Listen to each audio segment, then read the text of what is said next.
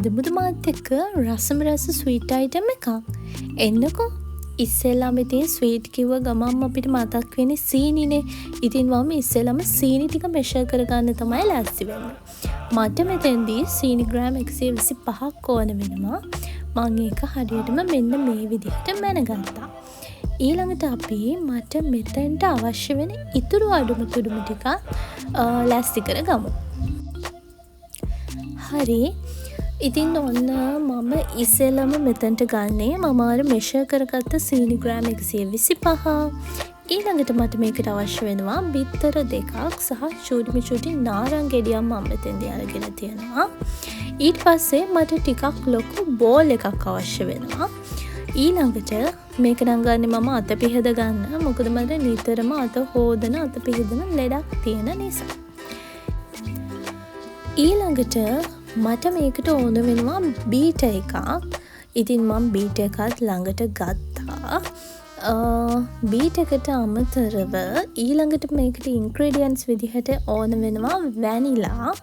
මම වැනිලා බින්දු කීපයක් එකතු කරනවා මේ ස්වීට් එකට. ඒ වගේම මම නම් චූට්ටක් පොඩි කලරින් බින්දුවක් වගේ එකතු කරනවා. ඔයාලා කලරින් දාගන්න අකමැති නම් නොදා ඔයාලට මේක සුදු පාටටම හදාගන්නත් පුළුවන්. ඉතින් මම ඉස්සෙල්ලම ඊට පස්සේ කරන්නේ අපි අර ගත්තනේ බිත්තර දෙකක්. ඒ බිත්තර දෙකේ සුදු මදේ කහ මදේ වෙන් කරගන්න. මේකට අපිට ඕන වෙන්නේ සුදු මදේ විතරයි. ඉතින් මම සුදු මදේ විතරක් ගන්නවා කියද්දිම සමහර අය නම් දැනටම දන්නවා ඇති මේ හදන්නේ මොනවද කියලා. ඉතින් අද හදන්න යන්නේ කිසස්. ඉතින් මම මේක කලින් try කරලා නැහැ. අද තමයි first time මේක try කරන්නේ මම. ඉතින් අපි හදලා බලමු මේක කොහොමද රසට එයිද කියලා. ඉතින් මේක මේ වීඩියෝ එකේ චූටි වෙලාවක් පෙන්නුවට මට මේ සුදු මදේ කහ මදේ චූටක්වත් mix වෙන්නේ නැතුව මේ විදිහට වෙන් කරගන්න ටිකක් වෙලා ගියා. මොකද මම ළඟ මුකුත් එකට අයිටම් එකක් තිබුණ නැති නිසා මේ විදිහට හෙන පරිස්සමට තමයි මම මේක වෙන් කරගත්තේ. වෙන් කරගෙන ඉවර වෙලා ඊළඟට අපිට තියෙන්නේ මේක අපි අරගත්ත ලොකු බෝල් එකට එකතු කරගන්න. මේ බෝල් එකේ පොඩි කන්ඩිෂන් එකක් තියෙන්න ඕන. මේ බෝල් එකේ තෙල්වත් ඒ කියන්නේ මොනවා හරි ඔයිලි ගතියක්වත් වතුර ගතියක්වත් තියෙන්න බෑ. හොඳට පිරිසිදු කරලා වේලපු බෝල් එකක් වෙන්න ඕනි, කිසිම දෙයක් නැති. ඉතින් ඔයාලට පුළුවන් ඔයාලා මේ වැඩේට ගන්න බෝල් එක ටිකකට කලින් හොදලා හොඳට වේලෙන්න තියලා ගන්න. මොකද වතුර ගතියක් හරි තෙල් ගතියක් හරි මේකට තිබුණොත් අපේ බිත්තර එක හරියට බීට් වෙන්නේ නැහැ. ඊළඟට අපිට තියෙන මේක බීට් කරගන්න. මම ටිකක් වෙලා මේ විදිහට බීට් කරගෙන ඊළඟට මේකට දාගන්නවා මම අර චූටි නාරං ගෙඩියක් ගත්තනේ. එනේ නාරං ගෙඩියෙන් බින්දු 2-3ක් වගේ මම මේකට දාගන්නවා. මේකේ වීඩියෝ වෙලා නැහැ. මම මේකට ලුණු පිංචකුත් දාගත්තා. ඒ නිසා ඔයාලා ලුණු පිංචකුත් මේකට දාගන්න. ඊළඟට මට තියෙන්නේ මේ සීනි ටික දාලා හොඳට මේක බීට් කරගන්න. මම පොඩි වැරද්දක් කරා මෙතෙන්දී. මම සීනි ටික ග්ලයින්ඩ් කරලා නෙමෙයි ගත්තේ. ඒ නිසා මට සෑහෙන වෙලාවක් බීටරෙන් මේක බීට් කරන්න වුණා. ඇත්තටම ඔයාලට මේක ටක් ගාලා හදාගන්න පුළුවන්. ඔයාලා මේ සීනි ටික ග්ලයින්ඩ් කරලා හොඳට පවුඩර් එකක් වගේ කරලා ගන්න. එතකොට ඔයාලට ටක් ගාලා මේක කරගන්න පුළුවන්.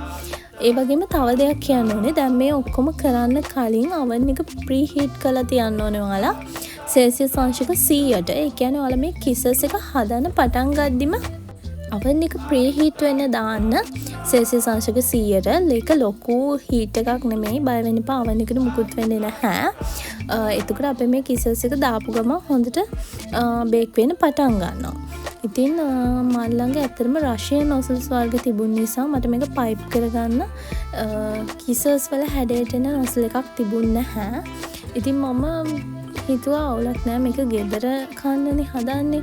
ඒ නිසා මම මේ විදිහට නිකම්ම මේක පයිපින් බෑග් එකකට දාගත්තා. මේක මම ෆස්ට් ටයිම් හදන නිසා මම හිතුවා මෙහෙම හදලා බලනවා කියලා. ඉතින් ෂුටා ලස්සන නම් මදි ඇති. මගේ කිසස් වලට හැබැයි මුකුත් කියන්න එපා. මේක මාරම රසට තිබුණා.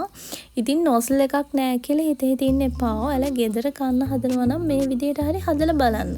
ඔයාලට පයිපින් බෑග් එකක් නැත්නම් ඔයාලට පොඩි කිරිපිටි පැකට් එකක් කවරයක් වුණත් මේ විදියට චුට්ටක් සිදුරු කරලා මේ මිශ්‍රණය දාගෙන මේ වගේ පයිප් කරගන්න පුළුවන්. ඉතින් මේ විදිහට මම ඔක්කොම කිසස් මිශ්‍රණය මේ ට්‍රේ එකට දාගත්තා.